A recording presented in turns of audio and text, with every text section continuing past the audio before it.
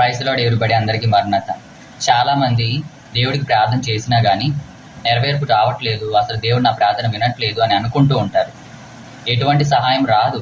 ఎందుకంటే మీరు పాపం చేస్తూ దేవుని ప్రార్థన చేస్తే ఆయన ఖచ్చితంగా మీ ప్రార్థన వినడు, మీకు సహాయం చేయడు. ఏమండి, గొంగల పురుగును చూసి మనం మీద పాకించుకుంటామా, అక్కడ పాకు ఇక్కడ పాకు అని చెప్పి. కానీ అది సీతాకొక చిలుకైంది అనుకో, అక్కడ వాడు ఇక్కడ వాడు అని చెప్పి దాని వెనకాల పరిగెత్తుకుంటూ పోతాం. నీ పాపం కూడా అంతే. నీ పాపం దేవుణ్ణి నీ ప్రార్థన ముట్టనివ్వదు.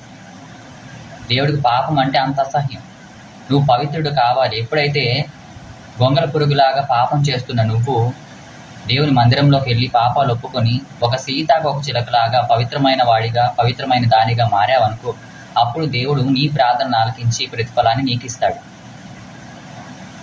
1 యోహాను పత్రిక 1:9 ఉంటుంది. మనం మన పాపములను ఒప్పుకొని నెడల ఆయన నమ్మదగిన వాడు, నీతిమంతుడును గనక ఆయన మన పాపములను క్షమించి సమస్త దుర్నీతి నుండి మనల్ని పవిత్రులుగా చేయును అని చెప్తుంది.